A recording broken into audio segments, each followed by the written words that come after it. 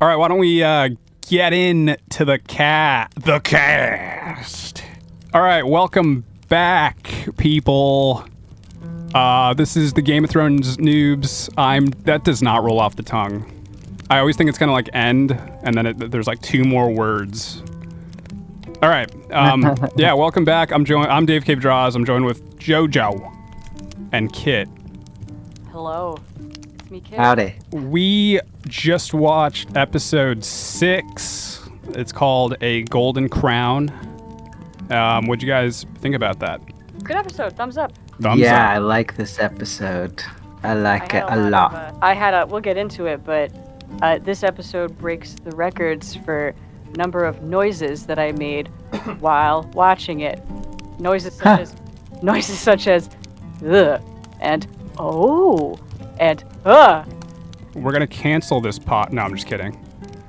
Some things to mention. I'm gonna start mentioning this every episode now. Just some stuff to talk about what this podcast is about. Like, this is like I'm a newbie to Game of Thrones, so I'm the real Game of Thrones noob. I've never seen it. I've seen like one episode, but yeah. So this is my journey through it, and I made this. We're also new to podcasting. This was just like a fun little art project I felt like doing because I wanted to watch Game of Thrones, and I also wanted to feel like productive while doing it. So you this brought was in not the a good best storytellers around. And yeah, I needed people to. I don't know. I just hate podcasts where there's just one person, so I just needed other people to join me. Is that really a thing? What? One-person podcasts? oh yeah. Yeah, I've like listened to them. the Bill Burr podcast Oh. is a famous one. Oh, There's like I thought it usually has guests on Theo it, but okay, I Vaughn. never... Well, it definitely started out Okay. for at least like the first like 10 years of his podcast are all just him. So Oh, I see. there's a bunch to me. Oh yeah, we have a new podcast as well that hasn't. I think we've mentioned it before. Comic book noobs. It's going to be a little spin-off podcast where we talk about other shows. Oh, okay. So look Okay. forward to that. It's X-Men 97. We're talking about X-Men 97 in that podcast. It's just me. It's also just me and JoJo. Kit was unavailable. She's too expensive for 2 podcasts. Mhm. It's like a hefty fee. it's like $10,000 Yeah, now that she's been- an hour for her. So, all right, let's recap the episode. Let's recap what's happened in Game of Thrones so far. Ned was attacked and injured by Jaime. Jory has died. Creed guy. And Ned was also fired from his position as the helping hand. I mean, he quit, but he was kind of like, he like quit. You know what I mean? Yes. And then also Fired. Uncle Fester wants him dead. All right, so King Robb wants Daenerys dead. That's a reason like Ned left. He's like, I don't want to kill a child. He also admits like what a bad king he is to his own wife. He's kind of a bad king. He's likable though. Tyrion has been imprisoned by Kat's weird sister, and that's pretty much what happened in the last episode. Yes. My question is, Dave, did you remember that Bran is paralyzed going into this episode? Yes. It's hard not to Yes. remember at this point, unfortunately, but yeah, because we get that one scene again. Okay. Excellent. I'd rather be dead. Are you guys ready for me to tell you a story Yes. called Yes, Episode please. 6, A Golden Crown? I wrote this episode, by the way. Okay, Oh, good. I like the scary ones. kicking it off. Make it scary. I like the scary ones. It's just like some Final Fantasy bullshit. So Titus, no, I'm just kidding. All right, so we kick this episode off with Ned awakening in bed to Robb and Cersei just staring at him. I thought this was pretty funny. Yeah, that's the I thought it was creepiest pretty thing. Oh, Robb's like, what? He's kind of just like, what the hell happened, man? I don't know. I kind of like summarized a lot more this time around, so I don't have all the things said written down. But he's basically like, what the hell, dude? And then Cersei is like, your time will come as King Robb, and he slaps her in the face.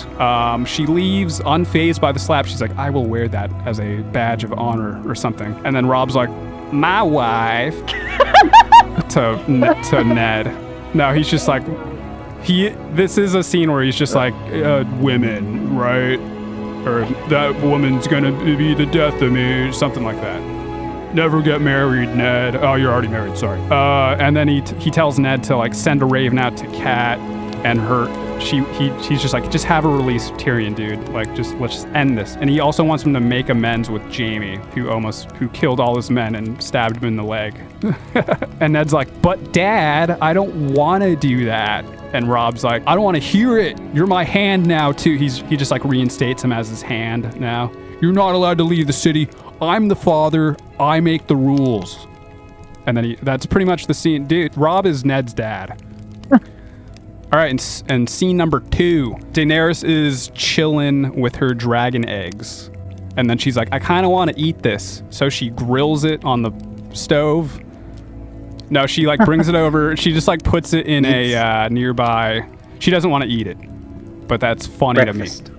It would, I wonder how some scrambled dragon eggs would taste. Probably just like every other scrambled egg. Yum. So she puts it on the fire, nothing happens to it, and then she grabs it and it burns her hands. She doesn't wince in pain like at all though, because she's like dead inside or something. I don't know. And then in the next scene, we see Bran's little archery dream again with the raven, the 3-eyed raven. He's walking around doing archery, and then it's a dream again. Hodor wakes him up with a saddle. Or I think he wakes up and then Hodor comes in with the... This looks like a different actor than the last Hodor. But I don't know. Anyway, he's like, I got a saddle for you, Rob. And then Bran's like, oh, yay, horses, let's go. And then so him, Little Rob, and Little Tron... Theon. I'm calling him Tron now because it was cooler. It just looked cooler when I was spelling it out than Theon. Sure. Yeah. All right. Yeah. And Little Rob. So, okay. They go out to the woods for Bran to ride around. He's riding it like perfectly fine. He's just laughing and riding the horse around. Tron and Little Rob talk about Jaime, what Jaime did to Ned. So the news has spread about that whole happening. Tron is like, dude, you need to be a ruler now, dog. And Little Rob is like, don't tell me what to do, servant boy. This is not your house, it's my house. And then Tron cries and walks away. And also Bran goes missing. So Bran kind of like ventures off a little further, maybe than he was instructed to. He's fine, he's riding his horse around alone. And then Ewoks start following him. They look like Ewoks. Yep. When you first see him, it's just like little creature dudes following him, but they're people. They're people. I'm guessing these are the wildlings. They're basically like homeless people. I don't know. Felt like essentially characters to me. Lady, they felt like Tim Burton characters. Yeah, that's a good. Yeah. The lady reminded me of Tim Burton's former wife. I don't remember her name. She's the one that played Bellatrix Lestrange. Helena Bonham Carter. Yes. And then she's also in Fight Club. Also as Bellatrix Lestrange. Yes. So they're homeless looking people. 4 of them. And they kind of harass Bran. I think they cut his leg accidentally. And Little Rob shows up and he's like, get away from him. And he easily like cuts them all down. 3 out of the 4 of them. Takes him out instantly with his sword. He's a good fighter. But the last one has like a knife held up to Bran's neck, classic, like, I'll kill him if you don't leave me alone, I'll slice his neck. And he's like, drop the sword. And then Little Rob drops it. And then Tron shoots the dude from behind with an arrow. And he goes down. I feel like he still could have cut his neck as he was going down. But anyway, he goes down. I hate it when like, this happens a lot in movies where they do that thing where they're holding the sword up to the person's neck and then they die somehow, and then like as they're dropping to the ground they like know to move their hand away from the neck, like safely so the person doesn't get cut. I feel like you could still frickin' jab it in there. Possibly, yeah. You still end up cutting somebody. Or something. You're dying anyway. Like fuck it. So yeah, it's like a last action kind of thing. But anyway, so yeah, that happens, and then Tron. Okay, Little Rob berates Tron a little bit, right? He's like, you could have hit Bran. What were you thinking? It's like he doesn't thank him at all for like saving him or anything. So I feel like Tron's gonna commit like a mass shooting at some point. Oh, no. They're like built. He's like that. He's like the bullied servant character. No, that. Yeah. He does give off Just vibes. I think I don't know. I have a little faith. I'll have a little faith for Tron. All right, Tron. Theon, right? Okay, yeah, Theon. Theon again is now Tron. I used to call him not Okay. Rob. Confusing the audience. And he's still technically not Rob because I call him not Robin. get it? Because he's not Rob. So Yes. all right. Honestly, it's confusing me as well. I'm like, who the fuck is Tron? But anyway, it's Theon Tron. It's like one letter off. All right. Yeah. So Oh yeah. it holds. It's the only logical thing to call him. Yeah. Okay, so yeah, Little Rob berates Tron. The woman Helena Bonham Carter she's still alive. She didn't die. He's holding his arrow to her head. He's like, what do we do with her? Or no, I think Little Rob says that. It looks like Tron actually wants to. He's like smiling. He can't wait to shoot this woman.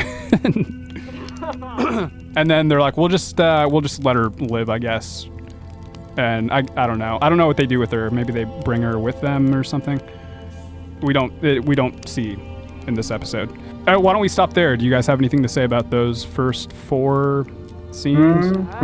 When Cersei's face showed up, when the episode begins, and it's from Ned's point of view, as he's opening his eyes, and who is looking down on him but Cersei's face. This was the first of my many sound effects this episode, because I literally went out loud, ugh. Yep. And then when she got hit, I went, whoa! Do you think he's just making him the hand again to like protect him in a way? Possibly, but I also think Robert has no allies at this point. Yes. Because you can even see how Cersei is like proactively pulling the strings, especially when she goes behind. She's standing behind him, and she's saying, "Oh, Ned Stark was walking drunk out of a brothel." She's making up shit. Yeah. He's like, she was walking drunk out of a brothel, and he attacked my brother. Like, what the fuck? How are you gonna go and try and ruin somebody's reputation like that? So, when he finally like takes action and strikes her, I'm not saying that it was right, and even he doesn't say it's right. He's like, that was not very kingly. I shouldn't have done that. But at the same time, all these episodes have established him as showing restraint, because Ned Stark turns his back on him and betrays him, doesn't follow his orders. So he could have his head for that. Jaime Lannister calls him the Kingslayer, or he calls him the Mad King, the equivalent of. He could have his head for that. There were a couple other points in the story where somebody is like belittling him, but he's like showing this restraint. And then finally, something edges into him, and it's got to be Cersei. She's just unfortunately in the wrong place, wrong time, and she says that, and he says he hits her, and she's like, "I'll wear it as a badge of honor." And I don't think there's very many characters that get a bit of dialogue over her, but he's like, "Well, wear it in silence, or I'll honor you again." Let me just correct you on what you said earlier, where you were talking about Daenerys burning herself. It's actually her handmaid who burns herself when she goes in to try and save Daenerys. Okay. Yeah, and so she grabs the egg, and then we see the reveal that Daenerys' hands are unscathed, and her handmaid's hands are burned. You can see the little marks. Yes. Oh, while we're So- at this, I have I have a note from the first episode that we never resolved. In the first episode, the first or second, I'm not sure, Daenerys' hands are all fucked up at one point.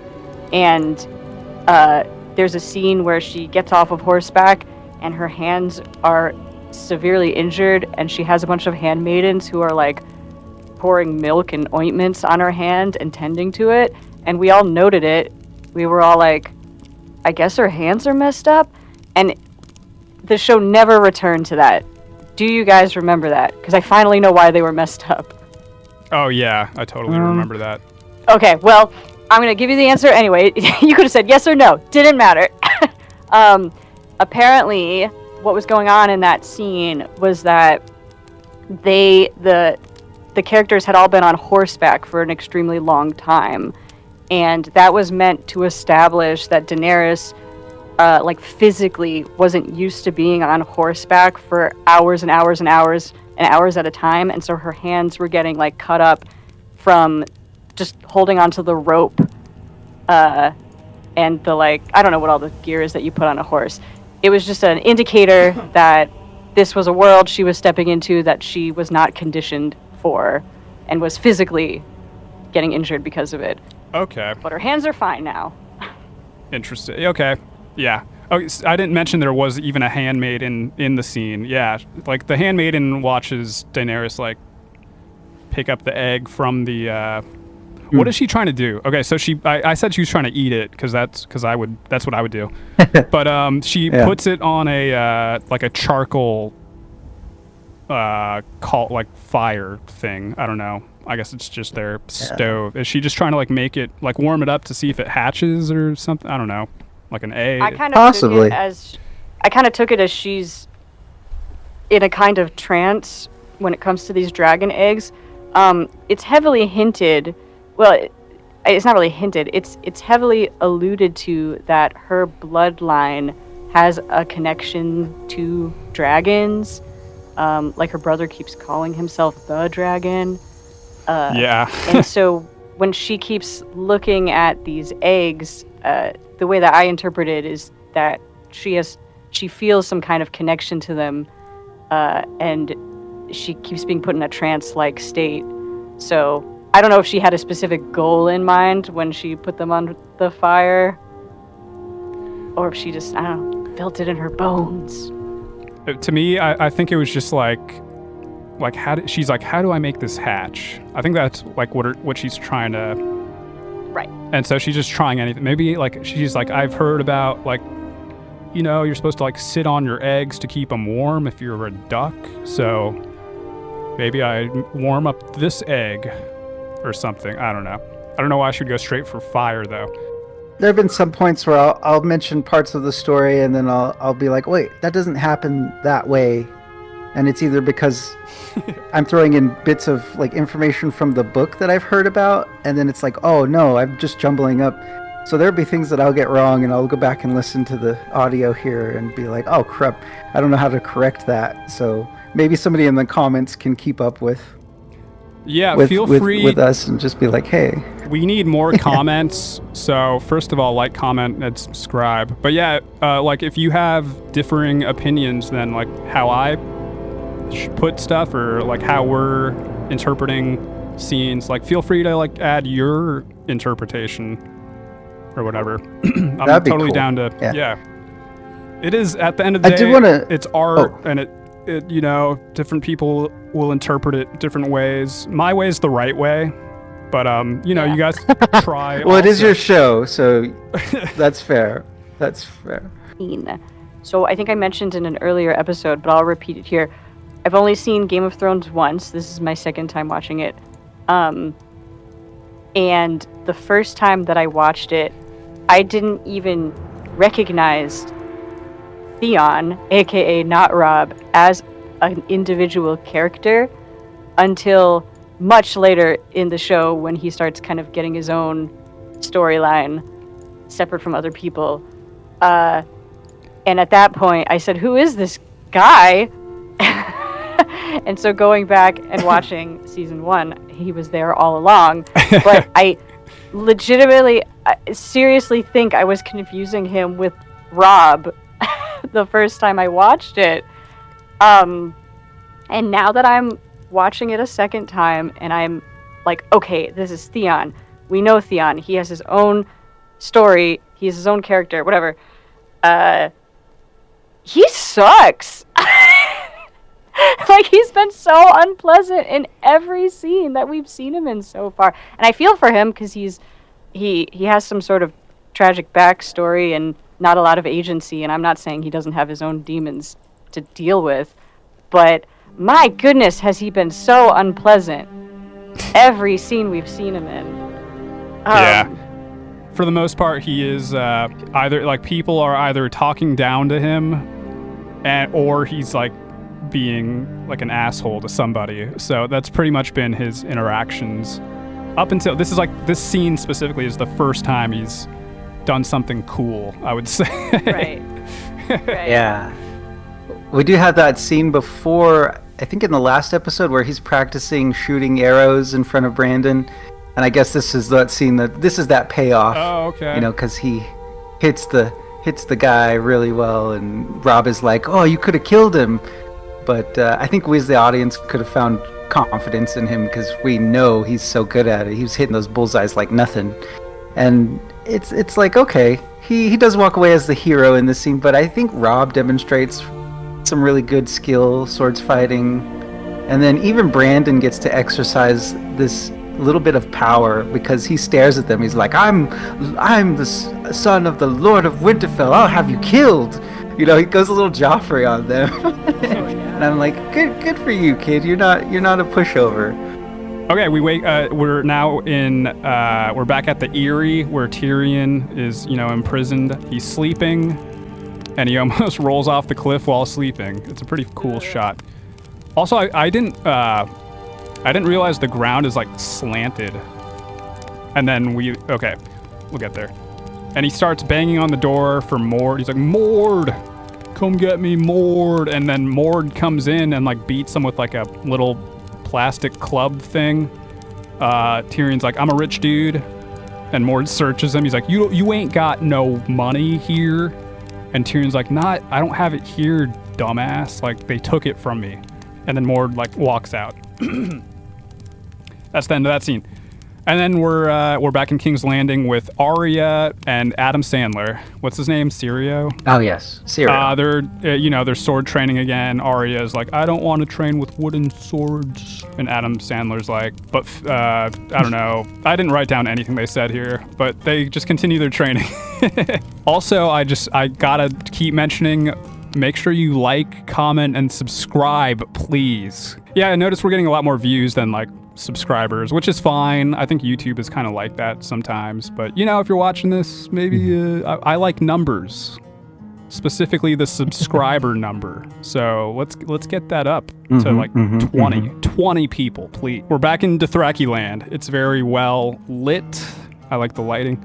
There's some kind of ritual going on. Daenerys is, I wrote, eating a horse raw, but it's just the heart. Is it a horse's heart, or is it anyway?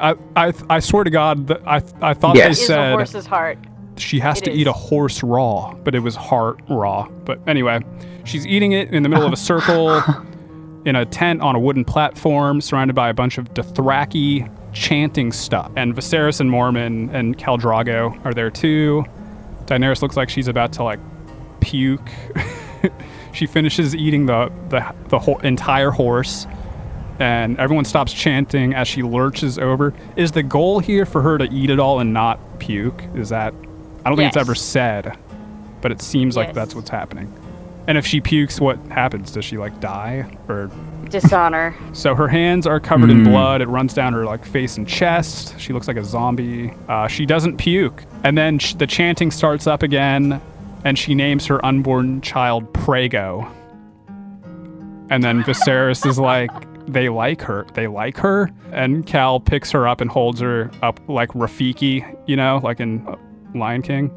And then everyone chants Prego, Prego, Prego. Prego, Prego, yeah. What's the real hold on. name? Is it Craigo or Prego? Prego. It's Rhaego. Rhaego, thank you. All right, so in the next scene, Viserys leaves. He like slides out of the ritual or whatever, and he tries to steal the dragon egg. But Mormon walks in on him, and he's like, "You can't do this, dude. I'll stop you if you do it." And Viserys is like, "But I want to sell them for like money. I can get a ship and an army or something." And now we're back in Tyrion's jail cell. He's, again, banging on the door, calling for Mord. Mord busts in again and beats Tyrion with the plastic club again. And then Tyrion is like, I have gold. I do have gold here. It's just not, they took it from me. So if you free... I got my notes wrong, but I said if you free me right now, I'll get it for you. But what he actually says is... He says, deliver a message. Yes. And then Mord definitely he's definitely like of the lower IQ, and he has a nasty cut down the center of his like baby face. He doesn't seem to comprehend what it looks like. He doesn't understand what Tyrion is ever saying, like ever. But I guess he does, because eventually Tyrion is like, "You smart, me Lannister. I turn you into Lannister with Lannister money." And then so he basically wants Mord to deliver a message to Aaron, and he wants her to know that he's ready to confess his crimes. Okay, I like how you picked up on the tilted angle of the camera. What's that called again? The Dutch Dutch angle? angle. Oh, that's not what I meant though. Dutch angle? I meant the floor is tilted. The, like, Oh, his see. Imagine what it would feel like to be in a cell like that. That's all I feel when I watch gut, visceral, like terror of imagining myself in a jail cell with a tilted floor. Yeah, where would you? I was Yikes. trying to like imagine like where would I sleep because you're gonna Corner. fall asleep. How does he roll to the edge like that? I would be in the back left corner, up against the wall. Yeah. But I don't know how much I roll in my sleep. Maybe I would end up rolling off the cliff. But all right, next scene. Oh, it's the Adam Sandler scene, training session. I don't know. Maybe you guys can like fill in what the parts I missed about this scene. You skipped over. You skipped over. I was just like, I don't care. lines. Arya, whatever. She's training with swords. Cool. Next scene. Let's go. Like. I loved this scene. Arya, I thought there were some important lines that were dropped. First of all, there was the meme line where the dance instructor says, "What do we say to the god of death?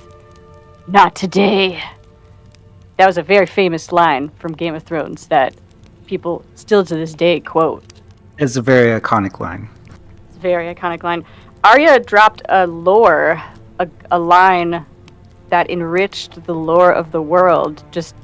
She just dropped it and they moved on.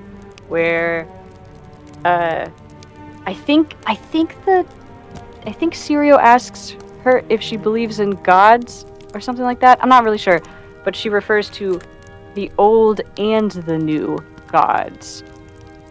And that's it. She just says the old and the new gods, and they move on. They don't really linger on it. But I felt like that was an important line because it established that there's evolving religion, I guess, or religious practices or beliefs in this world that we have not yet encountered much of.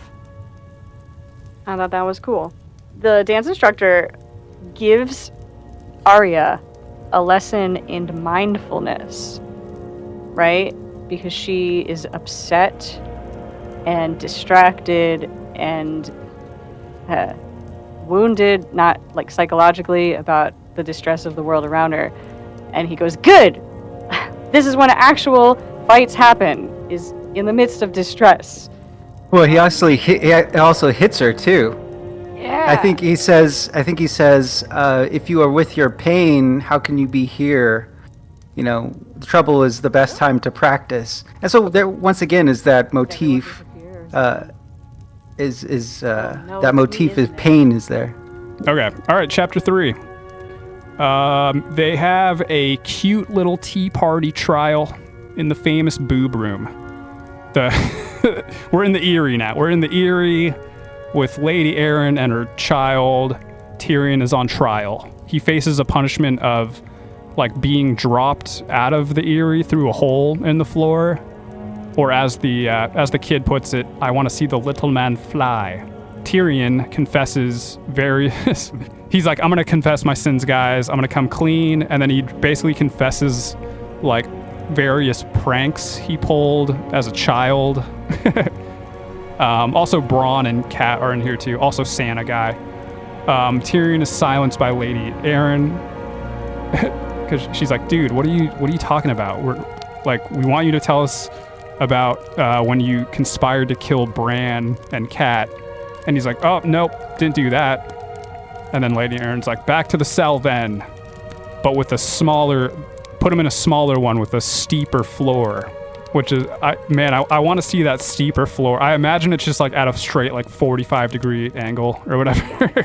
Tyrion is like, what about the king's laws and all that? Don't I get a free, like a trial, a fair trial? Tyrion demands a trial by combat. And a guy that looks like Jesus Christ steps out of the crowd and he's like, let me do it. And then a bunch of other like brown nosers are like, no, me. And then finally, Verdus steps up, and he's another Creed-looking guy. He looks like he's the lead singer of the band Creed. And he's like, I'll do it. Or no, she calls him out. She's like, you didn't say anything when everybody else said so. What's up with you? And he's like, I'd fight him, but he's like, he's a halfling. It just wouldn't feel right.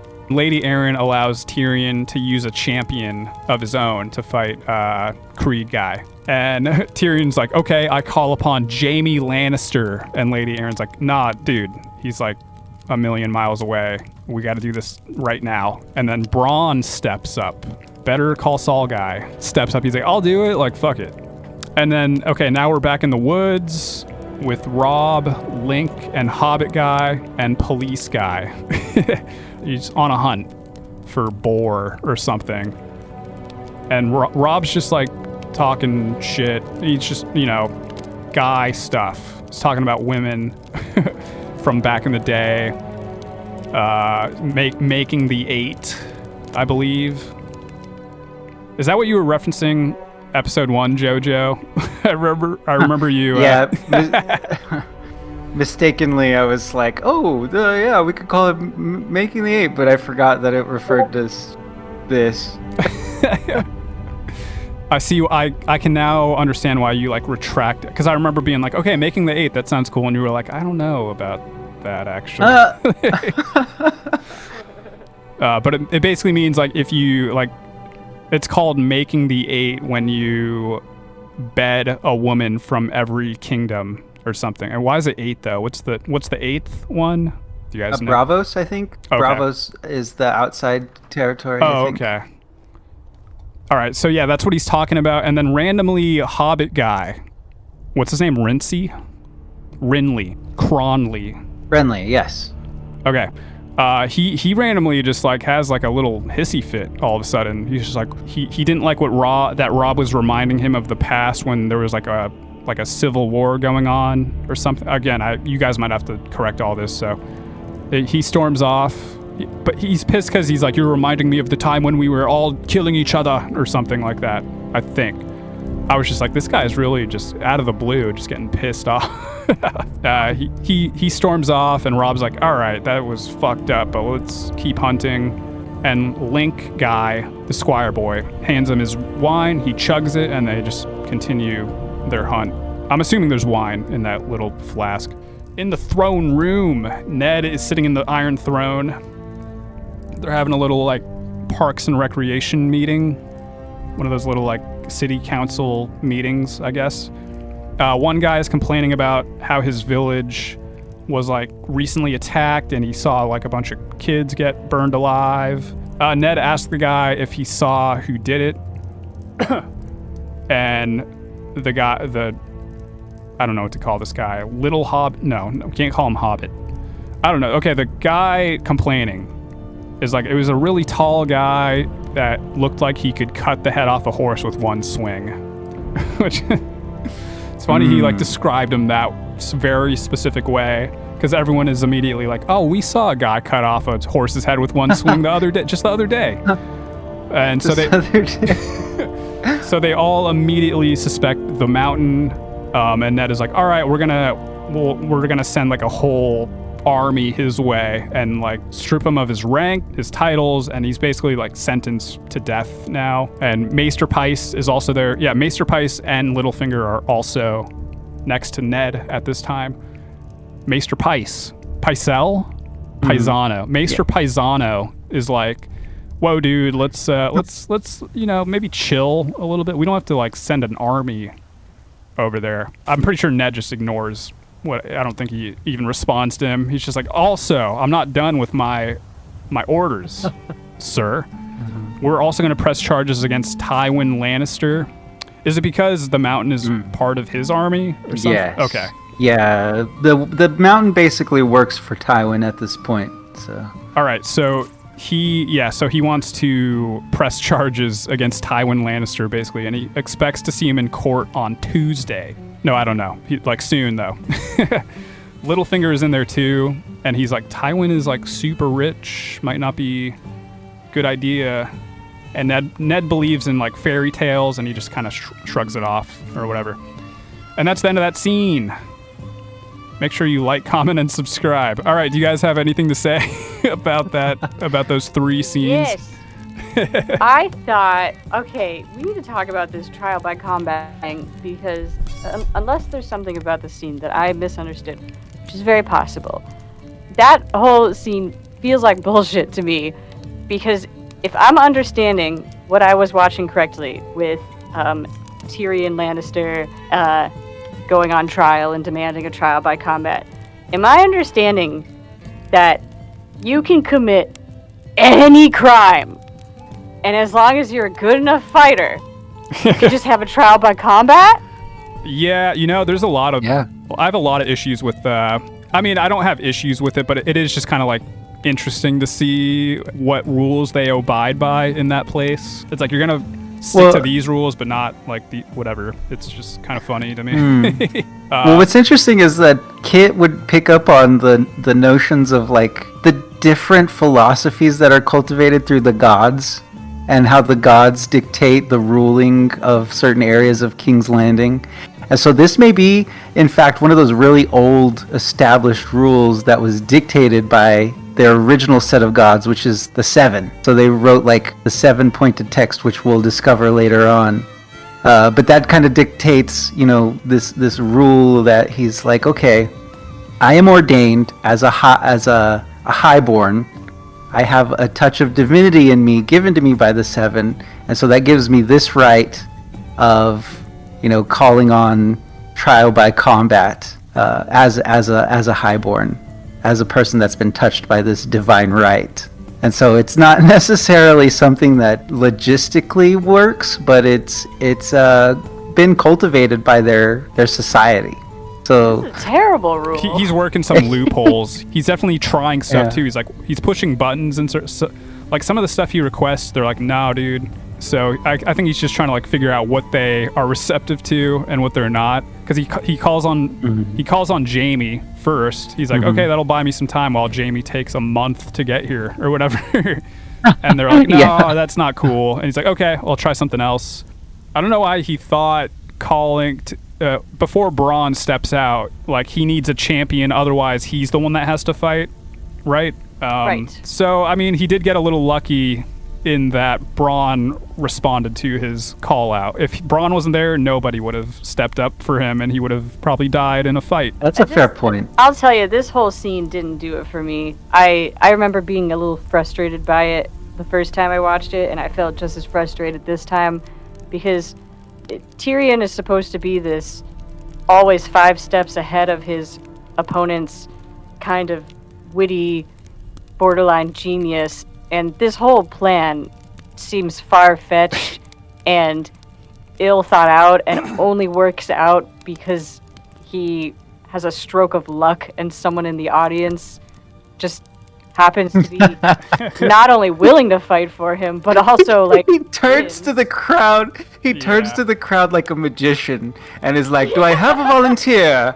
I don't think I would have minded it so much if we had seen a moment, like a very significant moment of the stakes of what's happening registering on Tyrion's face. Like if there had been a real moment where he had gone, "Oh shit, I had this plan, and this plan ain't working, guys." I don't know. Let me give my saying as to why it absolutely works. The last like 4 or what are we on, episode 6? They've spent a few episodes mostly building up Tyrion as a guy that takes control of any situation he's in. So that's what he's doing here. And then we also spend like the last 2 episodes of introducing this Braun guy, who they have like a little camaraderie going on, I guess. It's light. They barely like hint, but they definitely like plant those seeds for Braun to step up at this point. Sure, like I don't even know if Tyrion knows Braun's there, but I'm sure he does. It just seems like this entire scene, this is him having total control over this entire... Guys, if I was up for a trial by combat for crimes against the nation, and I turned to the 2 of you, and I said, okay, I need a volunteer. I need someone to be my champion. I would fully expect neither of you would... be like, all right, good luck with that. Wait, like, but you turned to. Wow, way to have faith in us. First of all, I would not. Okay, I don't know how to fight. I don't know. Well, I guess I do have some kickboxing, but that was like 15 years ago now. So I would fight for you, kid. I would fight for you. Sorry, go ahead. The thing I do appreciate about this scene is that whenever Braun is called and he starts fighting, he fights dirty. Okay, we don't get to like, that. and that's the way I would. We're not. That's a whole other scene. This is just this ends at him at Braun just stepping up. That's all that happens at the end of the scene. We haven't gotten to the actual fight yet, which is it's coming soon. Wow, it's coming soon. Okay. This episode really only has like 3 scenes in a way, and they're all kind of like just cut up, kind of like the Yoda fight in Star Wars Episode 3. It's cut up with the. Anyway, do you guys have anything to say about Ned in the throne or just that Tywin Lannister first mention of Tywin? I think. I think this is a good scene because it kind of shows Ned taking charge, and he exercises. You know, he's not accustomed to exercising his power as hand, but then he's finally decreeing something, and everybody else around him is like, "Oh no, you shouldn't do that." Because they're aware of the people that are pulling the strings behind the throne, and it's going to send a big message. Oh. Do you think he's making, I guess you would know the answer, but is this a good or bad decision that he's making to have the mountain essentially killed? Well, the honest truth, the honest truth is I could not answer that without spoiling stuff. Okay. So. All right, good stuff. Let's move on to I don't know what chapter we're on because I didn't label my notes. Chapter 3, I think. We're back in the courtroom where Braun, we were just talking about it. Braun is about to, it's go time. Braun and new Creed guy are squaring up. It's fight time. Even the kid announces the fight. He's like, fight. Creed guy has a full suit of armor on, including like a helmet, and he has a huge shield and a huge sword. Braun has like alligator scale armor that he got from like H&M and a sword, no shield. And Braun is clearly the better fighter the entire time. He's like able to easily dodge Creed guy's attacks and utilize like the environment and the stairs to his advantage. He does do a move where he like, it looks like he's accidentally backing up to the edge of the hole, and there's a hole in the center of the room that if you fall through it, you die, basically. He directs the fight towards the hole. You got it? Is that a good one? That's a good English? You got it, yeah. Okay, yeah. You English good. He gets, what did I just say? He brings the fight towards the hole. I think he's trying to do a thing where he's trying to like bait the guy to like charge at him so he falls in the hole. But like actually Braun almost falls himself and the baiting doesn't work, so they move away. Eventually he brings the area into the edge of the room where there's a bunch of like columns, so it's harder for Creed guy to swing his sword because it'll clang against the walls and stuff. Eventually Braun gets a stab in. I don't think Braun's going for a kill. It just seems like he gets the stab in, like the initial stab, it's like armpit area. Like it's a, you know, it would hurt. And he looks up at Lady Aaron like, did I win? Is the fight done? And like nobody says anything. What does Lady Aaron say? Is that her name, by the way? I don't even know if that's her name. But she's like, no, like finish this off. She thinks Vertus is like playing around. He's like, stop playing around, Vertus. Just like kill this fucking Braun, whatever guy. He's wearing a suit from H&M. Like that shop sucks. Forever 21. H&M, not a bad shop, by the way. But their clothes fall apart after like 2 weeks. All right, so Braun gets the stab in. It's just a flesh wound. He looks up. He's like, did I win or not? Okay, we're continuing. And the fight continues. And Braun gets another, like another deep stab in on Veritas's leg. So he can barely walk now. Can barely stand. He takes a few more swings and stumbles. Braun, once again, he like looks up. He's like, I'm gonna kill him. You want me to like? I'm gonna kill this guy. Should just say I won. I'm assuming that's what he's waiting for. It seems like he's very hesitant to do this, but eventually he just like stabs the dude in the neck and throws him down the hole. He wins, and Tyrion is like, oh shit, dude. Like, thank you.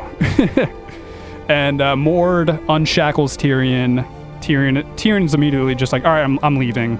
Like, give me my money back. He goes up to Santa. Santa gives him his money back. He gives it to Mord, and then him and Braun just walk out the front door. They leave immediately. And then, like, him and Braun are, like, a thing now. They're going to prom. In the next scene, we're back in King's Landing. We get the one Sansa scene of the episode. Yes! Oh, no, we get, like, another one. All right, Sansa is knitting with Blister, the nun. Nun notices that Sansa has like changed her hairstyle. It's no longer in braids. Sansa's being kind of a smart ass, and they say a lot more stuff. Again, I didn't write down everything they said, but yeah, Malfoy walks in. Joffrey. He apologizes for being kind of lame for the last couple of weeks. He gives her like some jewelry. He gives her like the Paravuli Day badge from like Boy Scouts. I got that. Anyway, she's like, yes, thank you. And he touches her face and kisses her, and then he just says some like boyfriend type shit. I don't know. It seems very fake. It seems like the stuff where it's like, this is the stuff I'm supposed to say as boyfriend, which we've all done. We've all done that. I bought you flowers, therefore you like me now, right? All right, yeah. Tron is riding around in a forest. Theon is riding around in the forest. A cart goes by him, and he notices Roz is on it, and he's like, wait, stop. And he's like, what the hell, where are you going? She's going to King's Landing to pretty much get out of Westeros, because word about Jaime attacking Ned has spread already. Everybody knows about it, and everyone thinks like a war is about to break out, or like some kind of civil war or something. So everyone's kind of like getting out of Dodge, you know. That's what she's doing. Yep. Tron is like, I'm gonna miss you. And then he throws her some money, and she like flashes him one last time. And then we get another scene with Ned and Arya and Sansa. They're having a little powwow. And he's just gonna send them back to Winterfell for their safety. Because again, same reason that Ross is leaving. It's like, dude, it's gonna start getting messy here. And Sansa's like, but I want Joffrey. And Ned's like, I don't really care, go pack. Arya's like, what about my sword lessons?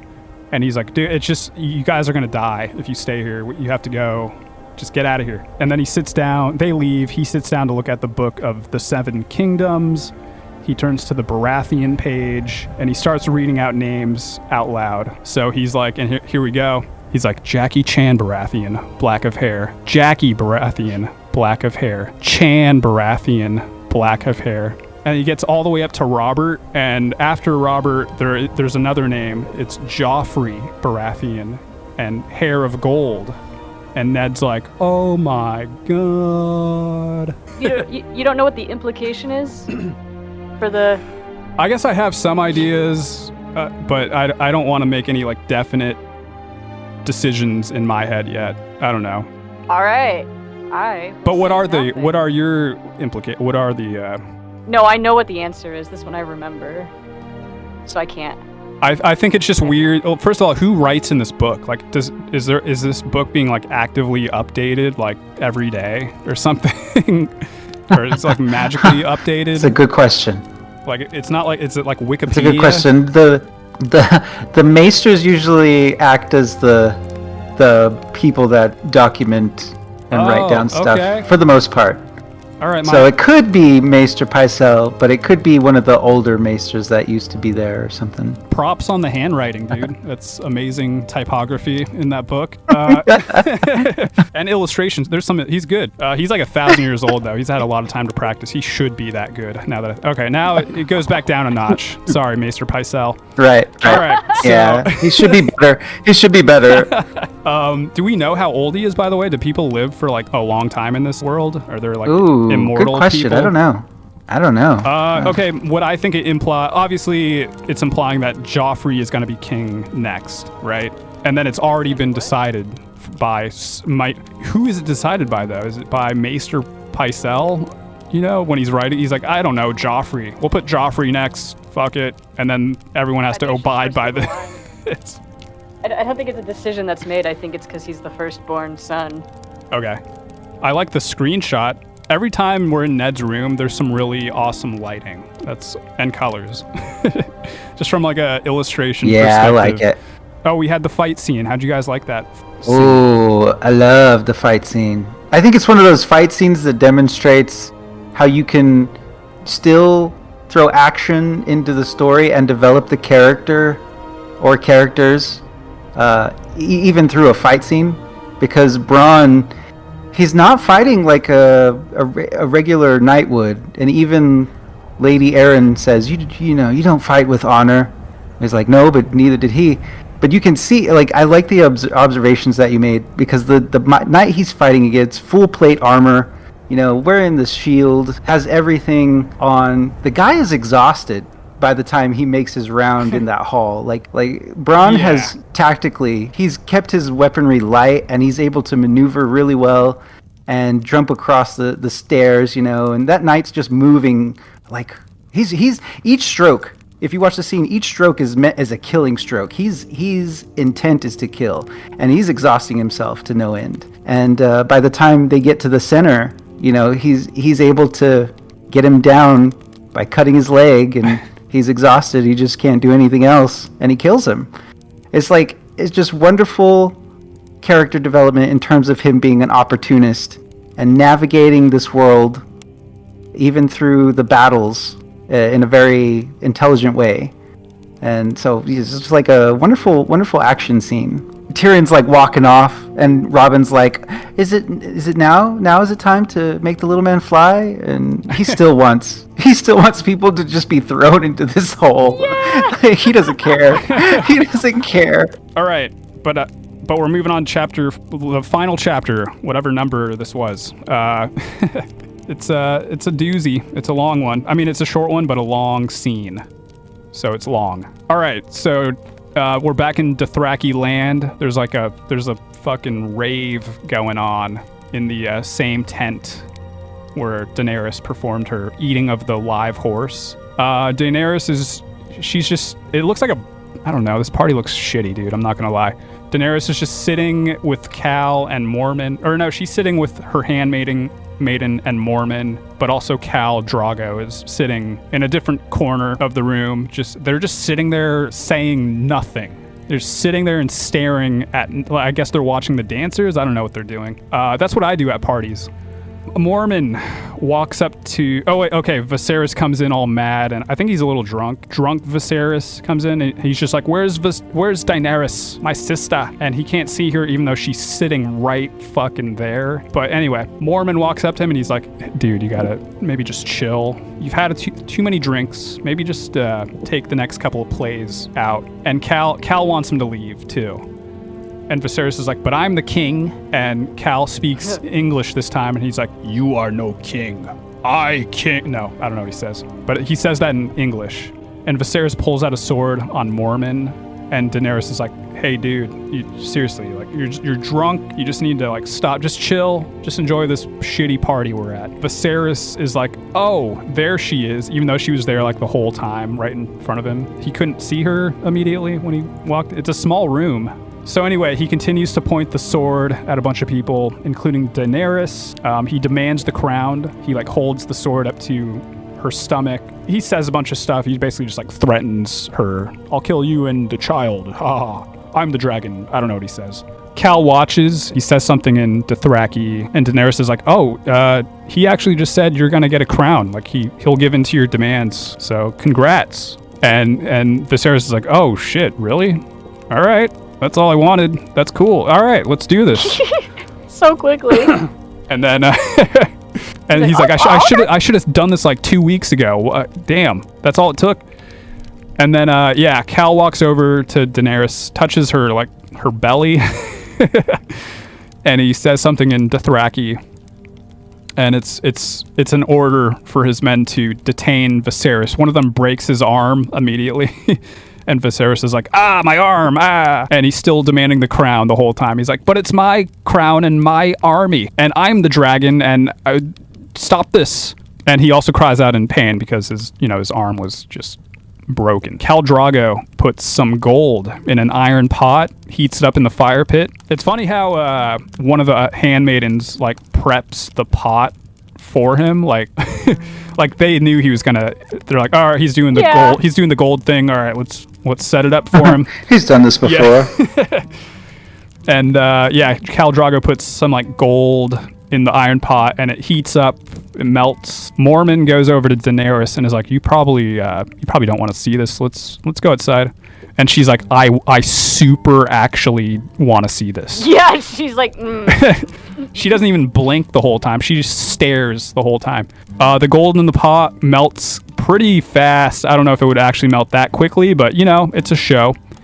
And Viserys begs for mercy as he kind of realizes what's about to happen. Cal walks over to Viserys holding the pot of molten gold, and he says again in English, he's like, crown for king. And then he pours the molten gold onto his head and face. It burns his hair off and solidifies around his head. He cries out in pain for a little bit before going limp, and he's dead. And then Daenerys is like, I guess he wasn't a dragon, because fire can't kill dragons. And that's the end of the episode. All right, what do you guys have to say about the shitty party? So did you... Okay, first of all, there were people hissing in the background. That's the only note that I wrote for that scene, is just hissing? Question mark? Oh, at what part? I definitely missed that. It's When he pulled out the sword, they started to hiss at him. Yeah. People I were don't like, yeah. I was like, oh, what? What? There was something that I wanted to say about Daenerys in this one scene. She's changing in front of us. Even when she starts eating the heart. I'm not sure exactly when we can pinpoint her change. Maybe it's when she declares that she's going to act as a queen. They're riding through the ghost grass, and she's like, oh, I need to start ruling like a queen. And then she gets off and tells the horde to stop. But either way, she's growing as a character, and she's making these choices that are quite different from the aspects of what it means to be a lady in relation to these other characters. I don't know what it means to be a lady to, what's her name? Septa Morda, where she's telling Sansa, oh, you should act like this, you should be like this. But even Sansa herself is a representation of what it means to be a lady, but in her own regards, she is, not the formulaic lady. Where maybe Catelyn is more formulaic, but even Cersei herself as the queen is supposed to be the lady, right? Because she's the queen. So, I don't know, I think this motif of what it means to be something for these characters gradually changes and it shifts. Breaking of traditions sort of deal. I feel like that's a very relatable thing because, I'm sure your parents, my parents have always, growing up, have told us what it means to be an adult or something, this is how adults are supposed to act, yada yada. Or even as an artist, this is what artists are supposed to do to make money. Oh, yes. And it's always well, I mean, maybe in your case, but guess what? There's 7 billion people, Everyone has Yeah. different storylines. There's millions of different ways to do anything, and I think that's Exactly. a theme in this episode. Maybe, I don't know. Absolutely. Yeah. That's a theme throughout the entire show. Yeah. Really. I'm just sad Viserys died. I really liked him. He's such a piece of shit. Yeah, I it's a- really like the piece of shit characters. I would have liked it if he just came in, acted a little drunk, said a bunch of shit, and then they just like kick him out.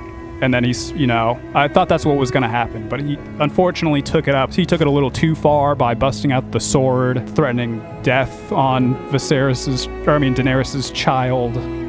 If he just didn't do that part, he probably would have been fine, But I think it was becoming pretty clear that he had to be eliminated at some point. Spectacular way to go. I think I was seeing a parallel in between Viserys and Brandon. There's this like a visual illustration of Viserys being surrounded by these not natives, these wild people. Where Brandon is surrounded by the wildlings in that one scene, Viserys is surrounded by the Dothraki in this scene, and they respond almost in two similar fashions, where they're like, threatening death. I want my power. I have my power. I'm going to exercise my power.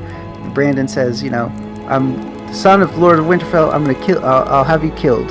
And then Viserys is like, well, I'm the dragon.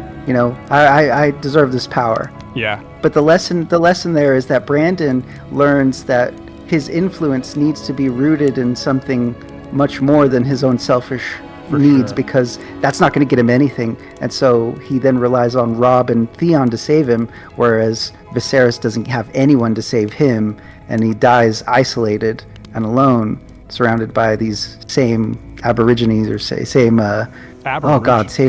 wildlife people. Yeah, no, that's not the right word. Another notable absence from this episode, Jon Snow, that White Wall right. stuff, which is whatever, we'll probably get him next episode or something, but he's been out of 2 episodes in a row now, so. Which is, I'm neither here nor there, just, I can't wait to see what Jon and Sam do. I'm missing Jon and Sam. #jam ship. Let's get Daenerys and let's go for fantasy ships real quick. Daenerys and Roz. Hell yeah. Was it Bronn and Tyrion, Theon and Robb? Maybe. I don't know. I guess there is sort of like a husband-wife relationship type dynamic going on there. Like, I don't know. maybe Robb, King Robb and Ned. They might have more of a marriage than father-son. I Cersei feel like. and Robb. Father-son. Oh, okay. That's okay. what I feel like. Wish we got a scene with him and Jaime in this episode. Like, what the fuck was that, bro? Why'd you stab my friend and kill his friend? He has no friends now. You killed them all. They mentioned the mountain attacking a village, but we don't know that for sure, right? The guy just describes a really tall man that might be able to chop the head off a horse with one swing. So we just assume it's the mountain. But could it possibly be somebody else that did that? Maybe. I guess you guys would know. Oh. But, it could be at this point, like somebody was setting up some stuff. Yeah, because we still know the White Walkers are still a thing, right? The winter is in fact on its way, and so it could be it could be a really tall wildling that did it for all we know. And then I thought the implication, because they asked the man for details, and he said, there was like a bag full of fish, which is the sigil. Oh yeah, they dropped the bag of fish. I forgot about that. Right. So I thought the implication there was that it was definitely an attack ordered by the Lannisters because they're upset about Catelyn Stark's sister for holding Tyrion hostage, and so they're trying to frame their house. Oh, I don't know. I thought it was a White Walker thing.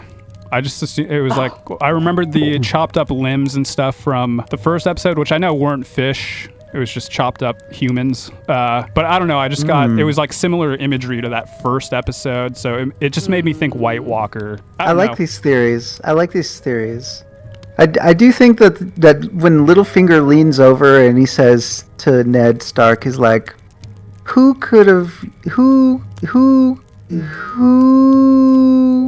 could you have possibly given a reason to, send these dead fish, the sigil of your wife's house, to us? Like, who's making this? Who could possibly be making this statement? And he's just kind of hinting that the Lannisters they have recently been butting heads with the Lannisters, and so it could be them. And I think that's ultimately what pushes Ned Stark to be like, okay, threatening my wife's house with, with the mountain, and the mountain works for Tywin. So I'm going to have to make a statement here and say, Tywin Lannister, if you don't show up in a fortnight, you're going to be, your lands are going to be stripped, or you're just going to be named an enemy of the crown. Yeah, I got the feeling that maybe they were falsely accusing the mountain for some reason in this scene. He just kind of went with like the first answer he had, whatever. He's like, everyone else. I feel like I do feel like there's a lot of Sherlock Holmes-esque logic, and when I say Sherlock Holmes, I mean the Benedict Cumberbatch Sherlock. Oh yeah, penguins. Sorry. There's a lot of like circumstantial, non-conclusive evidence that could be one thing, but it really could be a lot of things. But then the characters immediately are like, I've cracked the riddle, I've cracked the code. It's the Lannisters. They have this plot, and I don't know if we are supposed to watch this and doubt them and go, well, that they're jumping to conclusions pretty quickly. There's other explanations, or if the show is agreeing with them and is like, yep, they did it. They cracked the code. I don't know. All right, what are we rating this episode, my fellow podcasters? I give it 7 out of 10 golden crowns. Good episode. I think the things that there were a couple of things that I think took me out of it a little bit, which is why I didn't rate it higher, but it's still pretty good. I think I'm House Targaryen this episode. Oh, what am I? I'm House fucking Braun, dude. No, yeah. House I don't want to say House Lannister, but House specifically Tyrion, I guess. But House Lannister, I guess, is what yeah. House Tyrion Lannister. I'm gonna give it. Excuse me. I'm gonna give this episode an 8. Hey. 8 out of 10, and I'm gonna go with House. I guess I'm gonna go with House Stark. I was leaning towards House Tully because they put up a good little fight against Bronn, and whose house? Oh, is that is that the Lady Arryn? That's the sister. Oh, okay. Yeah. I think I'll go with House Tully actually, because they stuck to their word even though they lost. So they were good sports about it. They let them go. No problem. I didn't mention that. I was very surprised they stuck to their.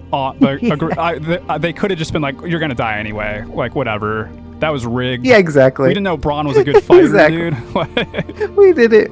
Yeah. Shoot him with an arrow now. Yeah. But yeah, their words are honor, duty, loyalty, so they stuck to that. And I'm for House Tully this time around. I am gonna go 8 out of 10, but like a high 8.8 or something. I don't know. I think the best episodes to me will get a 9 if they earn it. I don't think any episode's gonna get a 10. I'm one of those people that's like nothing's ever perfect, so like it's gonna have to be real special to get a 10 from me. So, but maybe we'll see. Yeah, this is my favorite episode so far. There's a lot of. I feel like we're finally past the boring character development stuff. I mean, that stuff was fine, but this seems like actual interesting stuff is happening now. I like the fight scene, Bronn. That was cool. The Ned stuff is whatever. It's the fallout from the last episode. But the real stuff here was the Tyrion stuff and Daenerys. Oh, I forgot. Yeah, Daenerys and Viserys. That storyline has ended. Viserys literally ended. Daenerys is a strong horse-eating woman now. And I feel like she only gets stronger from here. Cool, guys. All right, yeah, and if you made it this far into the episode, thank you. Make sure you tell us what house you are, and tell us what you would rate this episode. Make sure you subscribe and like the video. That helps us out, helps me out mentally. Obviously, we're a pretty small channel right now, but we want to see this grow, so share it with your friends if they're into a poor retelling of Game of Thrones. Show them this channel. I think we're doing a pretty good job. I don't know. I'm having fun with the graphics and stuff. The graphics are pretty jank. They're fun to do, but also I don't have a lot of time to make them look really good. So that's why they're the way they are. We're gonna take a week off from recording just because of life stuff. So we're gonna skip a week for Game of Thrones stuff. The goal is to upload something every week, at least every Saturday or Friday, I think. Instead, we're gonna upload an X-Men episode. Again, a new podcast called Comic Book Noobs. It's X-Men 97. My headphones bugged out. JoJo is also a part of it. Kit's not in that podcast, but she will be at some point, I think. I'd like to think. Yeah, I think so. It's just because these things actually take a lot of time to prep for, so... Yeah, I only have so much yes. time. I totally get not wanting to record twice a week. Like, I almost don't want to do it. I think this channel also will very quickly become more stuff that's not Game of Thrones, but it's still going to be called Game of Thrones Noobs. We might have to do something about that at some point. But for now, it's whatever. It's just a fun little bunch of friends talking about TV shows. That's all this is. That's all we got this week. GG's. That was a fun episode. Good episode. Good Game of Thrones episode. Thanks for watching. Go get yourselves some tacos. Because it's Tacos, here we come. Tuesday. Bye.